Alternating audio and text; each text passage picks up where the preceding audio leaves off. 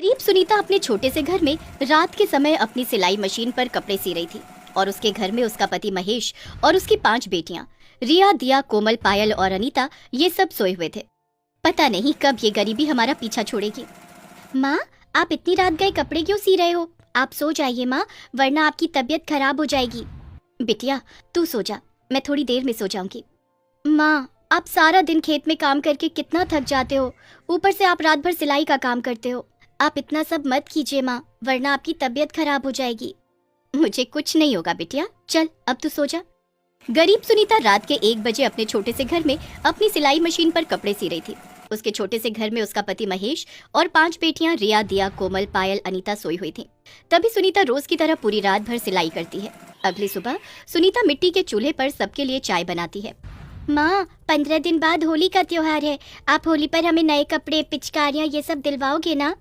हाँ माँ, इस बार की होली हमें बड़े धूमधाम से खेलनी है। बच्चों, तुम तो जानते हो हमारी आर्थिक परिस्थिति इस समय ठीक नहीं है। मेरे साथ हुई इस दुर्घटना के बाद अपने इस परिवार की सारी जिम्मेदारी अकेली सुनीता पर आ चुकी है। अगर मैं अपाहिज बनकर घर में बैठा ना होता तो आज हमारे ऊपर इतनी गरीबी कभी नहीं आती। जी, आप क्यों बार बार उसी बात को सोचते हो? क्या करूं सुनीता, घर के ऐसे हालत देखकर और अपने बच्चों की उदासी देखकर हर बार वो बात मेरे मन में आ जाती है। कुछ महीने पहले ही एक सड़क दुर्घटना में महेश का एक पैर कट चुका था। वो धनकपुर गांव में मजदूरी का काम करता था। तब से वो घर में अपाहिज बनकर बैठ चुका था। महेश के साथ हुए इस हादसे के बाद सुनीता उसी गांव के सेठ बंसीलाल के खेत में मजदूरी का काम करके अपने परिवार का पालन पोषण करने लगी। थोड़े समय बाद सुनीता रोज की तरह बंसीलाल के खेत में चली जाती है और उसकी बेटियां और पति अपने छोटे से किराए के घर में बैठे थे। सुनीता की रोज की आमदनी केवल 200 रुपए थी। इतनी कम आमदनी में सुनीता और उसके परिवार को अपना गुजारा चलाने में काफी मुश्किलों का सामना करना पड़ता था। बंसीलाल अपने खेत में हर समय गाजर की ही फसल करता था। तभी सुनीता फसल को पानी देती है तो वहाँ बंसीलाल आता है। सुनीता, बाकी मजदूर कहाँ है? मालिक, वो अब तक आए नहीं, सुबह 11 बजे आते हैं।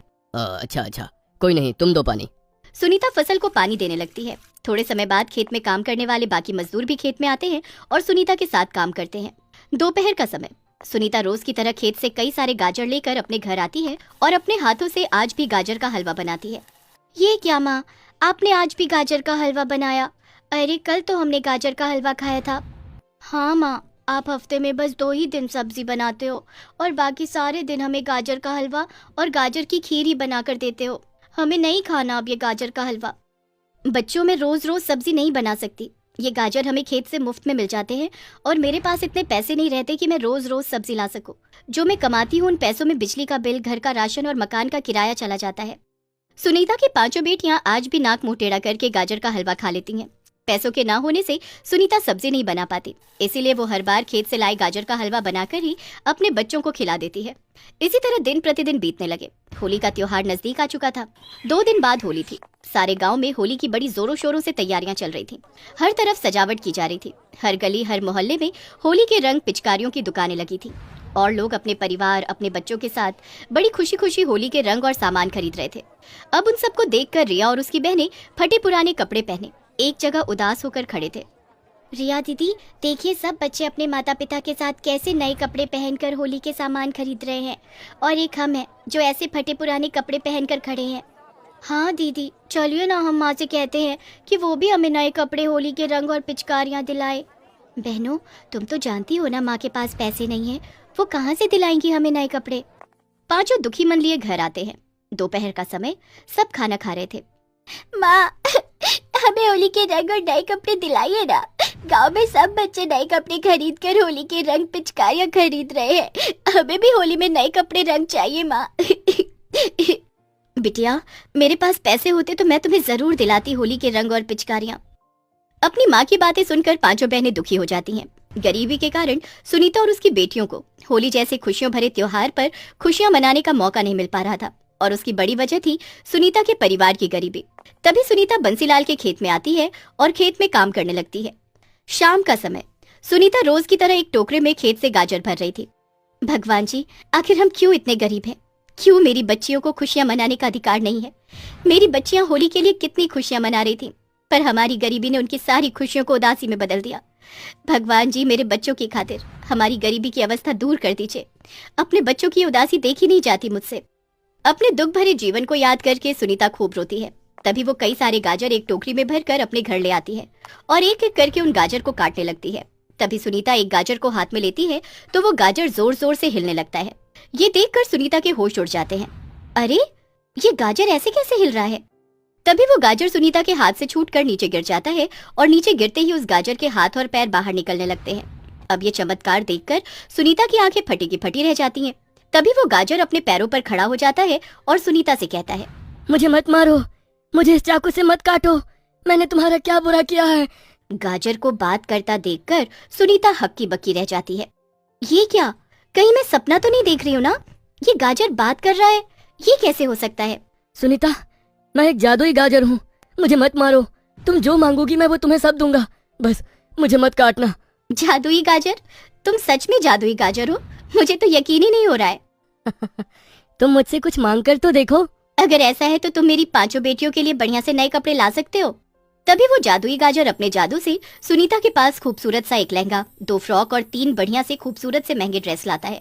ये देखकर सुनीता बड़ी खुश हो जाती है। तभी वहाँ उसकी 5 बेटियां आती हैं। अरे वाह, इतनी बढ़िया ड्रेस! माँ, ये ड्रेस कहाँ से आई? बिटिया, ये इस जादुई गाजर ने दिए मुझे। जादुई गाजर? हाँ, ये एक जादुई गाजर है। हाँ, मैं एक जादुई गाजर हूँ। सुनीता, जब तुमने मुझे हाथ में लिया था तभी मैंने तुम्हारे जीवन के सारे दुख पढ़ लिए थे।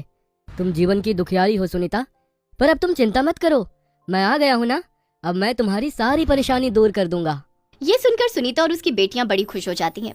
तभी वो जादुई गाजर अपने जादू से सुनीता के घर में कई सारा राशन भर देता है और बहुत सारे पैसे देता है और काफी सारी चीजें अपने जादू से लाता है।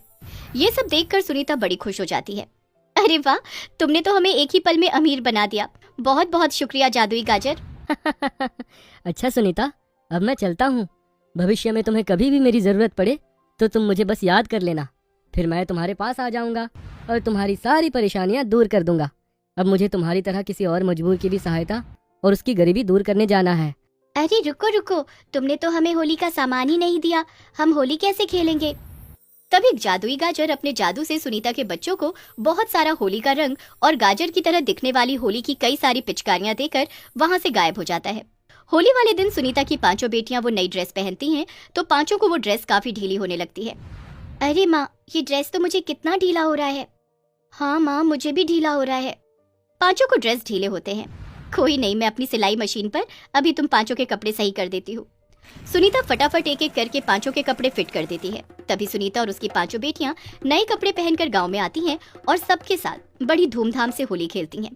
अपने बच्चों को ऐसे खुश देखकर महेश और सुनीता काफी खुश होते हैं। तो फाइनली एक जादुई गाजर की वजह से जीवन में पहली बार सुनीता और उसके परिवार के जीवन में खुशियां आई और उनके चेहरे पर मुस्कान